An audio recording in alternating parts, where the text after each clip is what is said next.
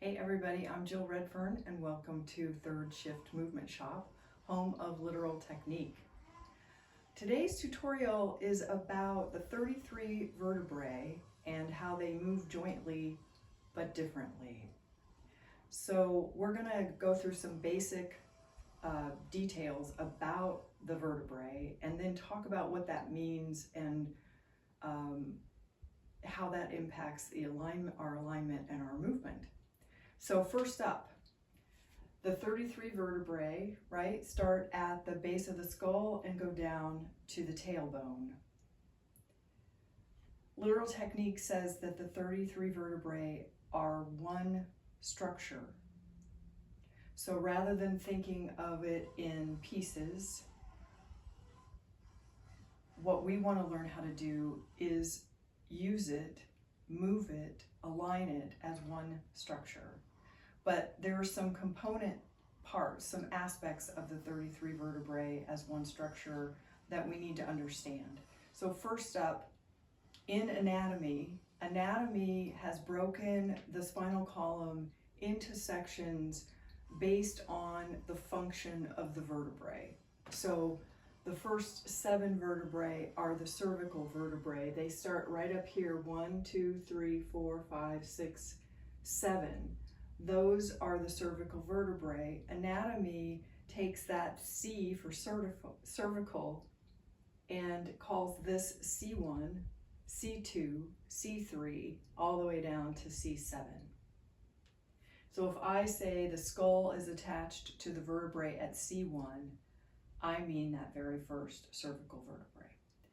Then we have the group of thoracic vertebrae. There are 12 thoracic vertebrae, and they are identified by the letter T and 1, and the number goes up as you get closer to the pelvis. So 1, 2, 3, 4, 5, 6, 7, 8, 9, 10, 11, 12.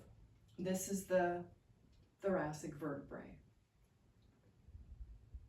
The next section is the lumbar section, and you can see the lumbar vertebrae. There are 5 of them, 1, 2, 3, 4, and 5. These vertebrae curve into the body. You notice the thoracic vertebrae curve out of the body, and these curve in. So we have different curvatures of the vertebrae. Once we get down to L5, we hit the sacrum. The sacrum is a group of fused vertebrae. There are 5 of them. So there is an S1, S2, etc., but they don't move individually the way the other vertebrae move. And then we have the tailbone, which is the last 4 vertebrae of the spinal column, and they're also fused. They don't move individually either. So that's how we get 33, 7, 12, 5, 5, and 4. So what we want to do is talk about what each vertebrae does, not one by one, but generally as a group, they move together. So when we talk about the ability of the thoracic vertebrae, for example, to rotate, each individual thoracic vertebrae can rotate about 3 degrees, but when they rotate as a group, we say that they can rotate about 36 degrees. So if you ever see that, that's what that means. So we've got the cervical vertebrae up here. What those allow us to do, right? We have, before I get into that, I do want to say one thing about the words flexion and extension. They mean different things in anatomy than they mean to us as dancers when we talk about like extension of the leg. The extension of an anatomical detail is about extension at a joint. So if I have my arm like this, the elbow is the joint. If I extend it, the bones get further from each other. If I flex it, they get closer together. So we're talking essentially about an angle that gets larger and smaller. So when we talk about flexing at C1, for example, or extending, what we're talking about is at the joint, we're going to flex forward and extend back on that, at that vertebrae. That's what that vertebrae allows us to do. When we rotate, we need C1 and C2, and they can rotate, probably the largest degree of rotation is at the skull on the vertebrae. When we move down the vertebrae into the thoracic vertebrae, all of the 12 thoracic vertebrae will rotate. The vertebrae with the most ability to rotate are T5 to T8. So 8, 7, 6, 5. This group of thoracic vertebrae will rotate the most. So most of the movement in the vertebrae in a rotation is going to come from right here. So while all of them will rotate, that's the real major point, right? So we're going to rotate at that part of the vertebrae, and notice when I rotate at the vertebrae, my rib cage moves. My rib cage doesn't move, my vertebrae move, and they come along for the ride. Okay, so then we get down to the lumbar. The lumbar have very little rotation. They will have a little more rotation down here, but for the most part, they will flex and extend, but that's about it. Don't forget, we have the lumbosacral joint, which is down here. That's where the curvature of these vertebrae shift from into the body to away from the body. And there's a joint here, the lumbosacral joint, that allows movement of the pelvic barrel. So I can do this, or I can do this. And you can see I'm exaggerating, but these are alignment issues, right, of the pelvic barrel. Sometimes we do this on purpose, and I'm flexing the lumbar spine, the lumbar vertebrae, and the sacrum, and I'm flexing a little bit of the thoracic, but for the most part, that lumbosacral joint is kind of our marker for where we are going to have a neutral pelvic barrel or not. The sacrum and the tailbone, because they have no individual movement, they don't rotate, but they do flex and they do extend. So when the lumbar flex, they extend. When the lumbar extends, they flex. So just understand that they do an opposite movement with flexion and extension. So the only reason why we might want to know this kind of detail about our vertebrae is for the purposes of, first of all, preventing injury, because if you think that you're supposed to be able to rotate down in here somewhere, and that's where you're starting your rotation, you're going to potentially strain muscle and bone connection. So we definitely want to know where rotation, for example, should be taking place.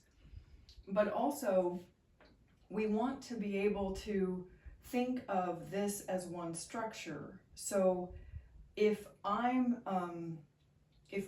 rotated in the skull this way and rotated in the thoracic vertebrae this way, what I've got is a whole structure that takes a different shape than when it's neutral. And I want to start to feel the shape of the spinal column so that I unify alignment and unify movement.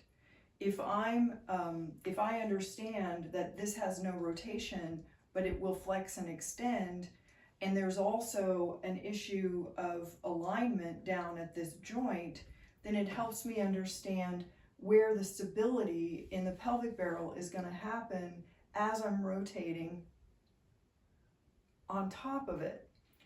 And the other thing is that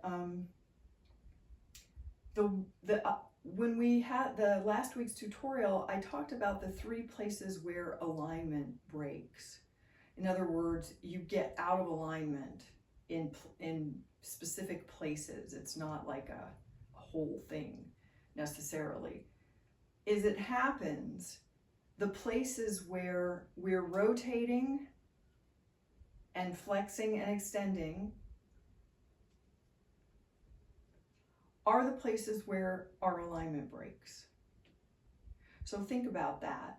Those are places where there's movement, right? There's movement, especially down here, where we're going to most likely be stabilizing this part of the body as we move on top of it, especially when we start moving the legs. So if our alignment is breaking at the places where we actually are going to initiate certain kinds of movement, that's useful information, right? I think it is. So it'll help us put together the vertebrae as one structure that moves in a certain way. Each vertebrae moves in a certain way, and the movement of those vertebrae will disrupt our alignment. So figuring out how to maintain our alignment while we're moving from those places is our goal. So this week in your class, think again about the 3 places where alignment breaks, and be conscious of which vertebrae you're initiating, or where at the vertebrae you're initiating movement of the skull, the ribcage barrel, and the pelvic barrel. Again, the vertebrae, the skull, the ribcage barrel, and the pelvic barrel are the central bones. Their alignment is crucial for alignment for the rest of the body when we're moving. So think about what movement you're doing when your alignment breaks. Think about where you're aligning from. If you correct the alignment of the ribcage barrel, are you correcting it at the vertebrae instead of maybe the sternum? If you're correcting the alignment of the pelvic barrel, are you correcting it at the vertebrae? And that will involve the lumbar and the sacral vertebrae to correct the pelvic barrel. Those are things that we want to start to reorient ourselves about alignment of the vertebrae, thinking about those 2 things. Okay, have a good week, and I'll see you next week.